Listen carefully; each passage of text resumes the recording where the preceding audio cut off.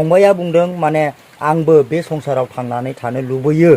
खुलुमबाय लोगोफोर, बयनिसिमबो आंनि इउटुब चेनेलनि गेजेरजों आंनि अननाय आरो सिबिनायखौ फिन बावहरनानै दिनै आङो मोनसे दुखुथिया गामियाव ओरैबायदि बेमारजों सैसोनानै गोग्लैसोनानै थानाय सासे स्टुडेन्ट ना, आङो बिथांनि न'आव दंफैयो।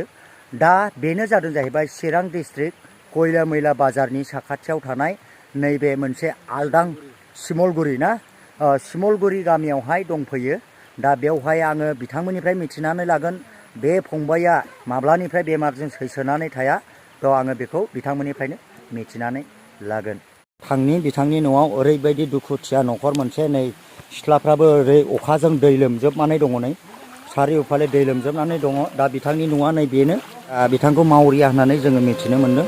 दा बिथाङा नैबेयावनो दङ, नैबेजों हान्थिया सोलियो आरोना न'आवनो। नै दा बेबायदिनो ओरैबायदि दुखुनांथाव, दा फंबाया बेबायदि गोग्लैसोनानै दङ।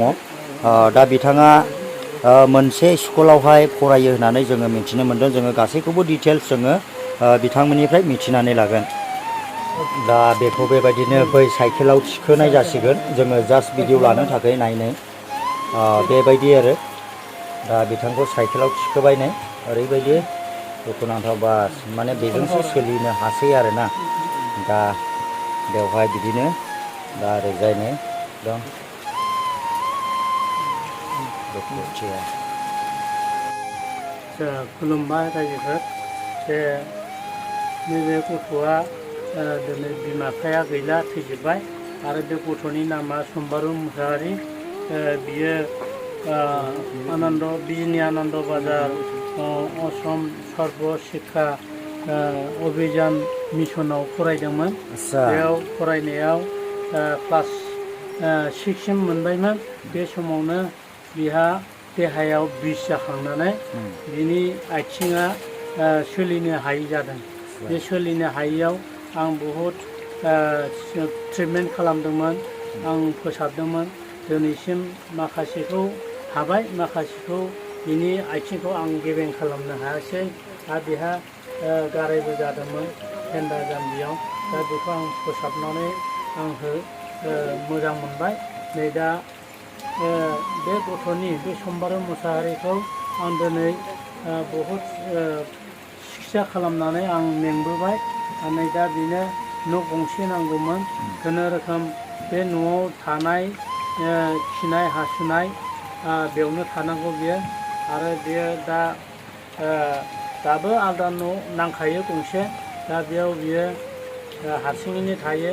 दा बेयाव जानाय लोंनाय बिसिनायावनो, खिनाय हासुनाय बिसिनायावनो।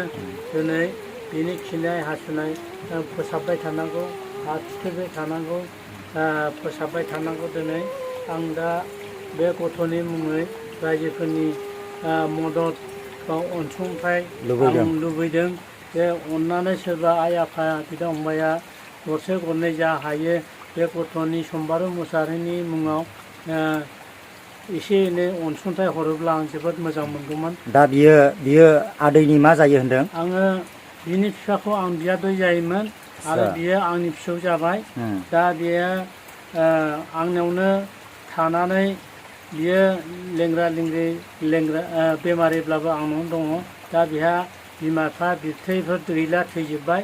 दा रावबो गैला। बिब' दंमोन सासे, आमथिखायाव हाबा जाहैबाय। दा बेबो गावनि गाव संसारखौ जाबाय।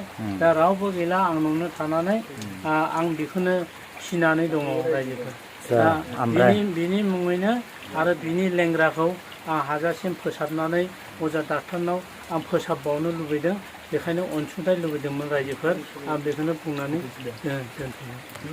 आदसा, ओमफ्राय दा फंबाया माने रायजो राजानिसिम मा खावलायनो लुबैयो? नोङो बे संसाराव माबायदि थासारिखौ लुबैयो नोङो एसे फोरमायहरदो फंबाया, एसे खोनागोन। रायजो राजा आइ आफानिफ्राय आखाइ खबजानै अननाय बिहरो। दा थाइसे थाइनै रायजो राजा आइ आफानिफ्राय थाइसे थाइनै लुगैयो। आं आथिंखौ लाना गोबां बोसोर जाबाय बिसनायावबो सिनाया। दा बेखायनो रायजो राजा आइ आफानिफ्राय थाइसे थाइनै लुगैहरो। दा बे आंनि एसे देहा बेराम आजारखौ फोसाबनो थाखाय थाइसे थाइनै अननानै हरो। आंनि थाखाय दा संसाराव थांना थानो गोसो दङ आंबो बेरायनो फैबाबो एसे एनै बाहेरायाव ओंखारनो हानाय थाबायनो हानाय देहा फोसाबनो हायोब्ला मोजां मोनगोन आरो दा बेबायदिनो फंबाया दुखु फोरमायदों माने आथिं आखाइया जुदि गोख्रोंमोनब्ला बेबायदि बे जोंनि गुवार संसारावहाय माने बेरायगौमोन बेफोरबायदि दा ओमफ्राय दा बेमारजों सैसोनानै थाबाय दा ओमफ्रायो नैबे नोंनि माखासे आथिंफ्रा जुदि हामनानै थाङोब्ला फंबाया स्कुलखौ हाबफिनगोन नामा? हाबफिननो हागोन। आच्छा ओमफ्राय नोङो मा स्कुलाव फरायोमोन सिगाङाव? आनन्द ना? बेसेबां क्लास फरायदोंमोन नों? 5सिम फरायबायमोन। 5सिम ना? आच्छा ओमफ्राय 5सिम फरायनानैहाय बे नोंनि जे जानाय आथिंनि माखासे बेमारफोर दा बियो माबायदि सोमजिजेनामोन फंबाय? सानाय बिस जादों आरो सानाय बिस जानानै दा सानाय बिदि जादों। आच्छा माबाफोर स्टकफोर जाग्रोदोंमोन नामा? स्टक जायाखै माने बिस जानानै मोनदों आरो मोनदों। बि सिङावहाय बिस जानानै मोनग्रोदों ना? आच्छा ओमफ्राय दा बिनिफ्रायनो बियो बेबायदि जाबाय। ओमफ्राय दा बे नोंनि बे जे मानजेननाय एबा साजेननाय माबाया बेमारा माब्लानिफ्राय जाजेनामोन? 2015 ना? आच्छा 2015 जाजेनदोंमोन जाहैबाय। होमब्ला दा खय बोसोरसिम जाखो 2015 बा 8 बोसोर रानिं ना?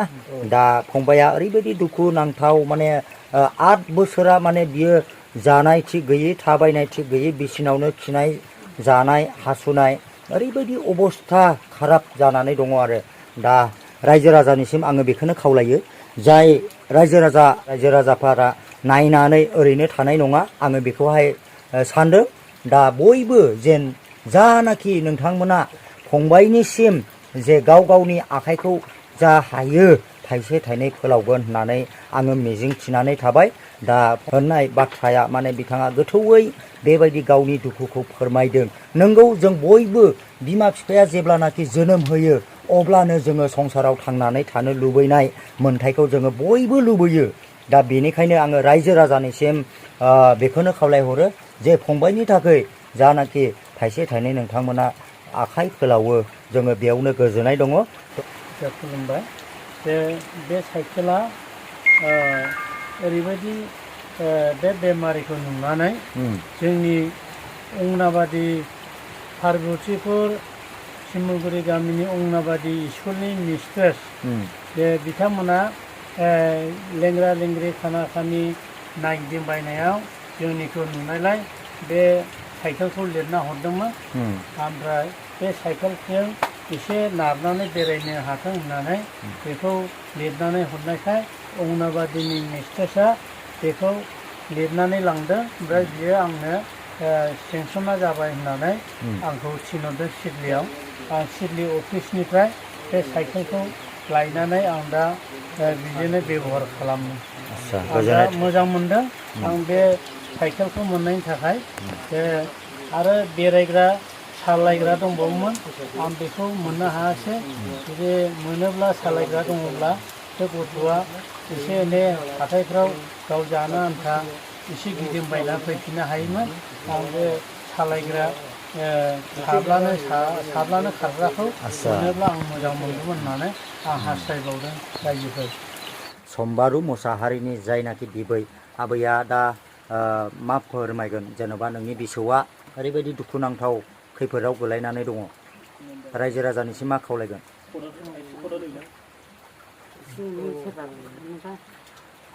बेमार नायनो आन्था बेखौनो बुंबाय।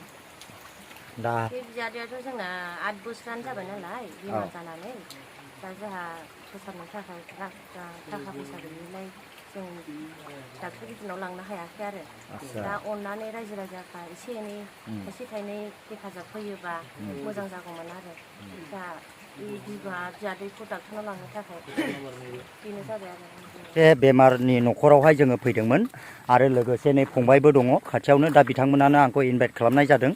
ओमफ्राय दा लोगोसे जोंनि इउटुबार ना गुटखा मास्टार गुटखा जासोग्रा बिथाङाबो दङ।